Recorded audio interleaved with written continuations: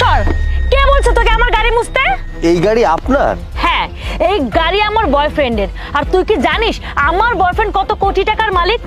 আর তুই এই ময়লা কাপড় নিয়ে কেন এসেছিস? ও, বুঝতে পেরেছি, দামি গাড়ি দেখেছিস আর নোংরা কাপড় নিয়ে চলে এসেছিস গাড়ি মুছতে, তাই না? শোন, এইসব গাড়ি না মাইক্রোফাইবার দিয়ে মুছতে হয়, বুঝতে পেরেছিস? এসব নোংরা কাপড় দিয়ে না। আর তুই যে নোংরা কাপড় দিয়ে আমার গাড়ি মানে আমার বয়ফ্রেন্ডের গাড়ি মুছতে এসেছিস, তুই কি জানিস এই গাড়িতে যদি স্ক্র্যাচ পড়ে যেত তাহলে তো 4 মাসের মানে দিও না এটা পরিশোধ করা যেত না। আমার তো মনে হয় কোনোদিন তুই পারবিও না পরিশোধ করতে। আচ্ছা, আপনি একটা কথা বলুন তো, আপনি বললেন এই গাড়িটা আপনার বয়ফ্রেন্ডের।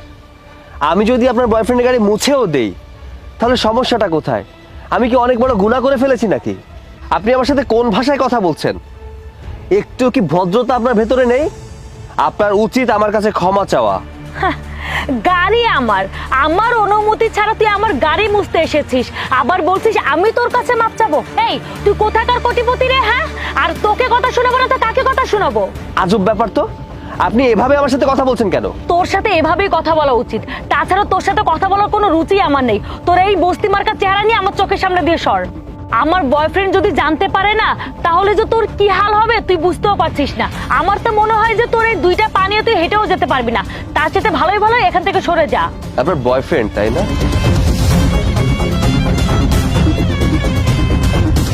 ভেবেছিল গাড়ি মুছে 50 থেকে 100 টাকা ইনকাম করবে, কিন্তু এই ফকিন্নি তো জানে না যে আমাদের গাড়ি ওয়াশ করাতে 1000-1500 টাকা লাগে। সত্য সব। কি ব্যাপার প্রিয়া, তুমি এখানে দাঁড়িয়ে গাড়ি পাহারা দিচ্ছ নাকি? আরে আর কি বলবো, আমি দাঁড়িয়েছিলাম, এর মধ্যে একটা লোক এসে আমাদের গাড়ি মোছা শুরু করে দিয়েছে। যেমন দেখতে নোংরা তার চেহারা, তেমন দেখতে তার কাপড়গুলোও নোংরা। আমি ইচ্ছা মতো বকা দিয়েছি। বলো, আমাদের গাড়ি পরিষ্কার করতে কত টাকা খরচ হয়? আর ওই নোংরা কাপড় দিয়ে যদি আমাদের গাড়িটা পরিষ্কার করতে গিয়ে স্ক্র্যাচ পড়ে যেত তাহলে আমাদের কত টাকা লস হতো? আরে বাবা, সে হয়তো ভেবেছিল গাড়িটা এখানে দাঁড়িয়ে আছে তার জন্য গাড়িটা মুছে দিলে হয়তো তার 10-20 টাকা ইনকাম হতো। তুমি তাকে 10-20 টাকা দিয়ে দিতা, কি আমার প্রবলেম ছিল? তার একটু উপকার হতো। দূর, তোমার তো খেয়ে দিয়ে কোনো কাজ নেই, আর লাভ লস নিয়েও কোনো টেনশন নেই। টাকা আছে বলে কি যাকে তাকে ইচ্ছা মতো দিয়ে দিব নাকি? তাছাড়া গাড়িতে যদি স্ক্র্যাচ পড়তো তাহলে কি হতো বলো তো? আমি তোমার উপকার করেছি আর তার উল্টো তুমি আমাকে কথা শোনাচ্ছ, তাই না? আর শোনো, ওই লোকটাকে যখনই বললাম আমার বয়ফ্রেন্ড আসবে তখনই তোমার কথা শুনে ওই লোকটা পালিয়ে গেছে। আরে দূর, সে হয়তো ভেবেছিল গাড়িটা এখানে দাঁড়িয়ে আছে, গাড়িটা মুছে দিলে তার 10-20 টাকা ইনকাম হতো, তার একবেলা খাবারের খরচটা পুষিয়ে যেত। আজব তো, আমি তোমার উপকার করলাম আর তুমি আমার উপকারের প্রতিদান এভাবে দিচ্ছ? আচ্ছা, মানলাম, তুমি খুব ভালো কাজ করেছো। এবার চলো আমরা যাই।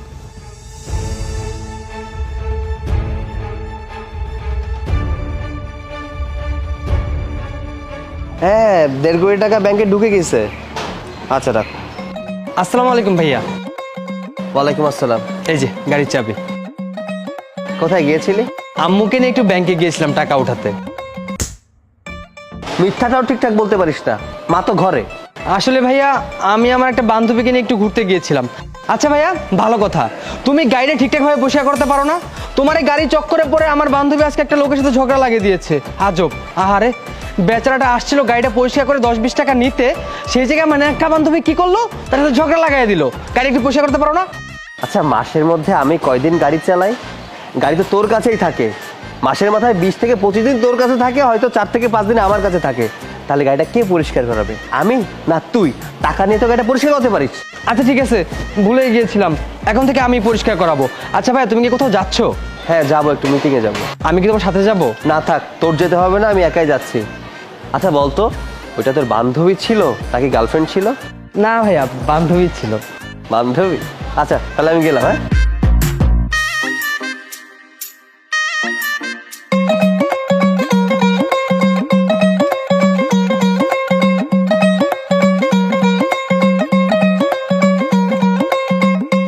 বলো, সফট ড্রিঙ্কস কোনটা নিবা, লালটা না কালাটা?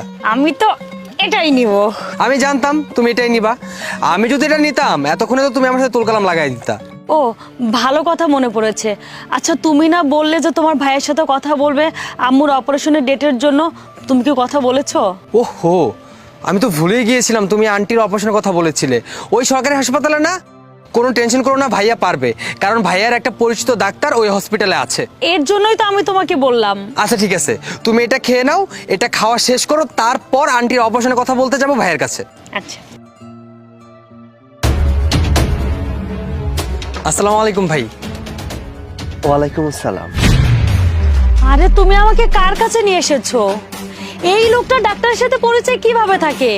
এই তো সেই লোকটা, যে লোকটা আমাদের গাড়ি পরিষ্কার করছিল আর আমাদের গাড়িতে স্ক্র্যাচ বসিয়ে দিচ্ছিল। আরে তুমি কি পাগল হয়ে গিয়েছো? তোমার কি মাথা ঠিক আছে? আরে উনি তো আমার বড় ভাই। আরে পাগল তো তুমি হয়ে গেছো যে তুমি নিজের ভাইকেও চিনতে পারছো না। আমি তো তোমাকে বলেছিলাম যে একটা লোক আমাদের গাড়ি মুছতে এসেছিল, আমি তাকে উল্টাপাল্টা বলে তাড়িয়ে দিয়েছি। এইটাই সেই লোক। আরে এই লোকের সাথে কিভাবে ডাক্তারের সাথে পরিচয় থাকতে পারে বলো তো? তাছাড়া ওর অবস্থা দেখো, মনে হচ্ছে যে বস্তি থেকে চলে এসেছে। ওর পোশাক দেখেছো? আরে তুই আমাদের গাড়ির সামনে কি করছিস? হ্যাঁ, তুই এখানে কেন? ও আচ্ছা, তাহলে এই গাড়ি নিয়ে সেদিন ভাইয়ের সাথে তোমার কাহিনী হয়েছিল। ভাইয়া, তোমাকে তো আমি জিজ্ঞাসা করলাম, কই তুমি তো আমাকে কিছু বললে না। কাকে কি বলছো? আরে উনি হচ্ছে আমার বড় ভাই। কত কোটি টাকার মালিক তোমার কি ধারণা আছে? তুমি ওনাকে ফকির বলছো ওনার এই পোশাক আশাকের জন্য? হ্যাঁ, চত্ব সব। ভাইয়া, ওকে আমি কি বলবো? তুমি কেন কিছু বললে না? আরে বাদ দে তো, ওর কি দোষ আছে বল? ও ভেবেছে গাড়িটা যদি কাপড় দিয়ে মোছা হয় তাহলে স্ক্র্যাচ চলে আসবে। ও তো গাড়ি বাঁচানোর জন্যই বলেছে। কি আর হবে বল? আসলে ওর ভেতরে ভদ্রতা বলতে কিছু নেই। ভদ্রতা সবার ভেতরে থাকেও না। আচ্ছা যাই হোক, আমি কিছু মনে করিনি। আমি ওই দিনের কথাই ভুলে গেছি, কারণ এটা বুঝতে পেরেছি তোর সাথে ওর একটা ভালো সম্পর্ক আছে, বন্ধুত্ব আছে আর কি। যাই হোক, ওকে আমার কাছে কেন এনেছিস? ভাইয়া, আমি এসেছিলাম ওর আম্মুর অপারেশনের কথা বলতে। ওর আম্মুর অপারেশনের কথা বলে ডেটই দিচ্ছে না, কিন্তু এখন আমি কিছুই করব না। প্রিয়া, তুমি এখান থেকে যাও। আরে তুই কি পাগল হয়ে গেছিস নাকি? ভাইয়া, পাগল আমি হইনি। ও তোমাকে এত উল্টাপাল্টা কথা কি করে বলে? তুই আমার সাথে চলাফেরা করে এভাবে কথা বলছিস? এই, তুই কি জানিস না মানুষ বিপদে থাকলে আগে তাকে সাহায্য করতে হয়। টাকা পয়সা দিয়ে মানুষ বড়লোক হয় না, মন মানসিকতা দিয়েই মানুষ বড়লোক হয়। এখন আমার হাতে যদি ওর মায়ের চিকিৎসার সমাধান থাকে তাহলে আমি কেন করব না? উপরওয়ালা প্রত্যেকটা মানুষের কোনো উদ্দেশ্য নিয়ে একজনের কাছে পাঠায়। ও নিশ্চয়ই আমার কাছে এসেছে একটা আশা পূরণের জন্য। আচ্ছা বোন, তুমি যাও, তোমার সমাধান হয়ে যাবে। ভাইয়া প্লিজ আমাকে ক্ষমা করে দিবেন। আমি অনেক আজে বাজে কথা আপনাকে বলে ফেলেছি, তারপরও আপনি আমার উপকার করতে চাচ্ছেন। দেখো প্রিয়া, আজকের পর যদি আমি কখনো শুনেছি তুমি ভাইয়ের সাথে আজে বাজে কথা বলছো, আজে বাজে ব্যবহার করছো, তাহলে কিন্তু তোমার খবর আছে। আরে না না, আর এমনটা হবে না, আমি কথা দিচ্ছি। আর হয়েছে। আচ্ছা তুমি যাও, তোমার কাজের সমাধান হয়ে যাবে। আমি আসছি। যাও। ভাইয়া, ও তোমার সাথে এতক্ষণ যাবত উল্টাপাল্টা অনেক কিছু বলেছে, কিন্তু তুমি কিছু বললে না কেন? আরে বাদ দে তো, কেউ দোষ করেছে বিদায় তার প্রতি প্রতিশোধ নিতে হবে, তাকে সাহায্য করব না? শোন, প্রতিশোধ নিলেই বড় হয় না, ক্ষমা মহৎ গুণ, ক্ষমা করলেই মানুষ বড় হয়। চল, তোকে আজকে আমি শপিং করে দিব। আচ্ছা ঠিক আছে, চলো।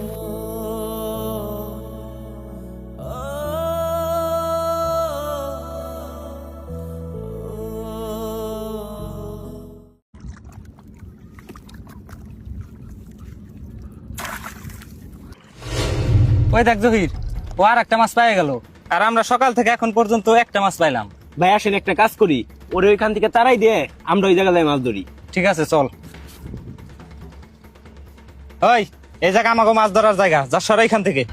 ভাই আমি তো সকাল থেকে এখানে মাছ ধরতেছি, এত বড় নদী, আপনার অন্য পাশে গিয়ে মাছ ধরেন। তুই বুঝতেছিস না আমার কথা? তোরে আমরা কি কইতেছি, যা সর এখান থেকে। এটা কি, সরা এখান থেকে।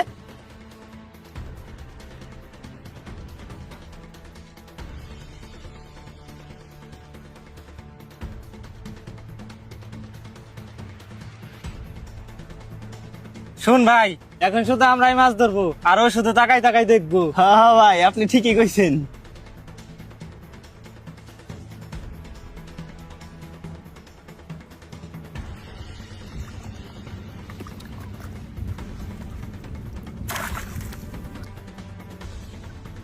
দেখ ভাই, এটা কোনো কথা? আমরা ওই জায়গায় 1 ঘন্টা ধরে বসে আসলাম, একটা মাছও পাইলাম না, আর ও যাওয়ার সাথে সাথে মাছ পেয়ে গেল। কি রে ভাই, প্রথমে তো এই জায়গায় অনেক মাছ পাইতে লাগছিল, ওই জায়গায় একই রকম মাছ পাইতেছে। ওই, আমার মনে হয় সব মাছ ওই জায়গা চলে গেছে। এক কাজ করি, ওই জায়গা যায় ওরা তারাই দেয়, আমরা ওই জায়গায় মাছ ধরুম। হ্যাঁ ভাই, চলেন তাই করি। ওই তুই এইখান থেকে সর, তুই যে জায়গায় মাছ ধরতে লাগছিল ওইখান যা, যা যা যা, সর। ভাই আপনারা আমার সাথে এমন করতেছেন কেন? আমার প্রতি একটু দয়া করেন। ওই, তুই মুখের উপর আবার কথা কইতেছা, তোর এইখান থেকে সরতে বলছি না, তা সর, তা সর। এই যা যা যা।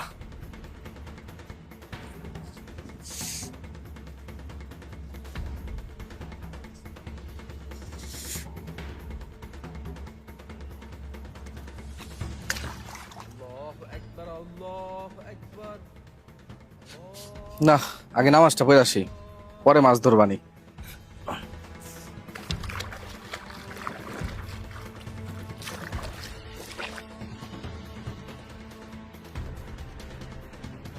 জানি না আজকে কি হয়েছে, আমাদের টোপে একটা মাছও ধরতেছি না। তুই ঠিকই কইছা। ওই দেখ দেখ, ও নামাজ পড়তেছি। এক কাজ করি, আমাগো বেকার ওর ব্যাগ তো একই, আমরা এই ব্যাগ রাইখে ওর ব্যাগটা নিয়ে চলে যাই। হ্যাঁ ভাই, তাহলে তাই করি, চলেন।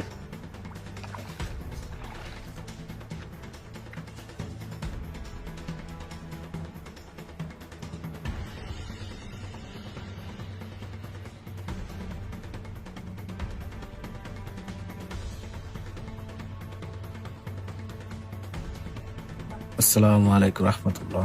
আসসালামু আলাইকুম রহমতুল্লাহ। আল্লাহ আমিন। আজকে তো বেলা প্রায় ডুবে গেছে, আজকে চলে যাই, কালকে আবার এসে মাছ ধরা যাবে।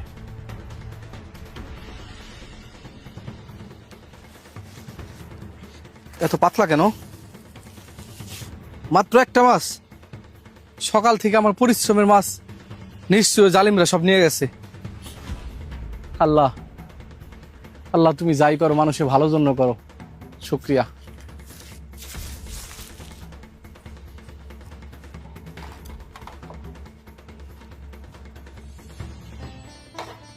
কি রে, এটা কি? এটা দিচ্ছেন? এটা তো আবার স্বর্ণের না। স্বর্ণকার দোকানে যাই, যদি এটা স্বর্ণের হয় তাতে রেডি হয়ে যাই। ভাই, এটা তো 1 নম্বর স্বর্ণ। এই স্বর্ণ তো আজকাল করে পাওয়া যায় না, কি বিক্রি করবেন? ভাই, আমি যদি এই স্বর্ণ আপনার কাছে বিক্রি করি তাহলে আপনি কত টাকা দিবেন? আপনি যদি বিক্রি করেন তাহলে আপনাকে 1 লক্ষ টাকা দেবে। ঠিক আছে ভাই, তাহলে তাই দেন, আমার এই টাকাটা পেলে অনেক উপকার হবে।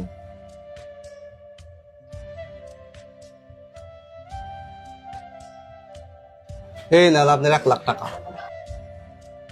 হে আল্লাহ, তোমার কাছে হাজারো শুক্রিয়া। তুমি সেই সমস্ত লোকদের সাহায্য করো যারা ধৈর্য ধারণ করে।